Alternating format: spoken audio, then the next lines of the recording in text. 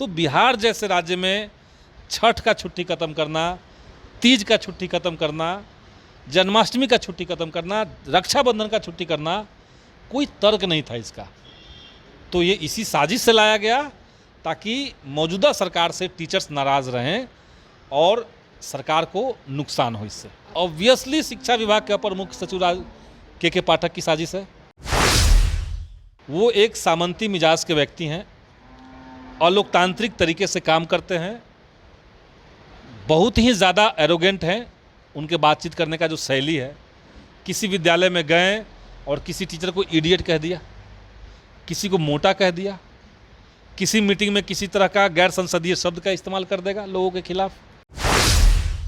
नमस्कार, आप देख रहे हैं मीडिया दर्शन और मैं हूं आपके साथ सचिन तिवारी। शिक्षा विभाग के अपर मुख्य सचिव के पाठक इन दिनों सुर्खियों में हैं और लगातार नए नए फरमान जारी कर रहे हैं। यहां तक कि शिक्षकों की छुट्टियों में भी कटौती कर दी है, जिसको लेकर हमारे साथ बात करने के लिए भाकपा माले के विधायक हैं संदीप सौरभ जी। सर, शिक्षकों की छुट्टी में कटौती कर दी गई है, कैसे देखते हैं आप? हम उसको ऐसे देख रहे हैं कि बिहार के शिक्षकों के भीतर मौजूदा जो सरकार है, इसको लेकर के एक अच्छा मैसेज गया था। जिस तरीके से बहुत लॉन्ग पेंडिंग डिमांड उनकी थी, राज्यकर्मी की मांग, 5 तारीख को जो महागठबंधन की बैठक हुई 5 अगस्त को, उसमें सरकार ने स्वीकार किया। उसके बाद माननीय मुख्यमंत्री महोदय ने 15 अगस्त को अनाउंस कर दिया कि हम जल्द करेंगे। तो टीचर्स के बीच में एक अच्छा मैसेज सरकार का था। लेकिन के पाठक के इस निर्णय के चलते हमें लगता है कि टीचर्स के बीच में भारी असंतोष है, और वो वाजिब है। वाजिब इसलिए है क्योंकि जिस राइट टू एजुकेशन का हवाला के पाठक दे रहे हैं, उनको समझना चाहिए था, उनको काउंट करना चाहिए था कि पुराने कैलेंडर से बिहार में जो स्कूल खुलने का दिन है, वो कुल दिनों की संख्या 251 हो रहा था एक साल में। राइट टू एजुकेशन कहता है कि 200 दिन प्राथमिक के लिए और 220 दिन माध्यमिक के लिए चाहिए। तो जब पहले से ही नियम वो शर्त पूरा हो रहा था, तो बिहार जैसे राज्य में छठ का छुट्टी ख़त्म करना, तीज का छुट्टी ख़त्म करना, जन्माष्टमी का छुट्टी ख़त्म करना, रक्षाबंधन का छुट्टी करना, कोई तर्क नहीं था इसका। तो ये इसी साजिश से लाया गया ताकि मौजूदा सरकार से टीचर्स नाराज़ रहें और सरकार को नुकसान हो इससे। आपने बोला साजिश, किसकी साजिश हो सकती है? किसकी साजिश? ऑब्वियसली शिक्षा विभाग के अपर मुख्य सचिव के पाठक की साजिश है। और किसकी हो सकती है?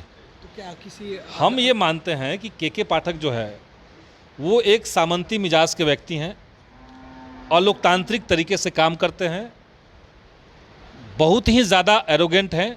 उनके बातचीत करने का जो शैली है, किसी विद्यालय में गए और किसी टीचर को इडियट कह दिया, किसी को मोटा कह दिया, किसी मीटिंग में किसी तरह का गैर संसदीय शब्द का इस्तेमाल कर देगा लोगों के खिलाफ। तो ऐसे व्यक्ति को शिक्षा विभाग जैसा एक महत्वपूर्ण और कहिए कि लोकतांत्रिक विभाग, लोकतांत्रिक इसलिए मैं कह रहा हूँ क्योंकि समाज के बहुत बड़े सेक्शन का डायरेक्ट जुड़ाव रहता है उससे। 4 लाख शिक्षक हैं, करोड़ों बच्चे उससे जुड़े हुए हैं, उनके गार्जियन जुड़े हुए हैं। तो इसलिए ऐसे डिपार्टमेंट में इस तरह के व्यक्ति को कतई नहीं रखना चाहिए। मुख्यमंत्री नीतीश कुमार तो सराहना कर रहे हैं कि अच्छे कार्य कर रहे हैं। तो मुख्यमंत्री अगर सराहना कर रहे हैं तो किस बात का सराहना कर रहे हैं? अगर कोई इस तरह का नियम बनाया, किसी अधिकारी ने इस तरह का पहलकदमी लिया कि विद्यालय में बच्चों की संख्या हो रही है, या विद्यालय में टीचर्स पहले से ज़्यादा अच्छे से टाइम पर पहुंच रहे हैं, तो ठीक है, अच्छा है, सराहना हम भी कर सकते हैं। लेकिन जहां वो लोकतांत्रिक तरीकों को ख़त्म कर देंगे, जहां वो किसी टीचर का स्पेशल, महिला टीचर का स्पेशल लीव ख़त्म करके उस पर कार्रवाई करेंगे, तो वहाँ तो ऑब्जेक्शन लगाना होगा ना। आगे की क्या रणनीति होगी आप लोग? आगे किस तरीके से? हम लोग सरकार को जल्दी ही इस मामले में एक संज्ञान में एक लेटर देंगे पूरा मामले को लेकर के, और हम उनको हटाने की मांग करेंगे। और आने वाले समय में ये भी बात है कि हम लोग चाहेंगे कि अगर सरकार नहीं बात सुनती है और अपर मुख्य सचिव इसी तरीके से गैर लोकतांत्रिक और शिक्षक विरोधी फैसला लेते रहते हैं, तो फिर से हम लोग आंदोलन करेंगे। तो क्या के पाठक को हटाने की मांग कर रहे हैं? तो कहीं रहे, बार बार करेंगे, उनको हटाने की ही हम मांग कर रहे हैं।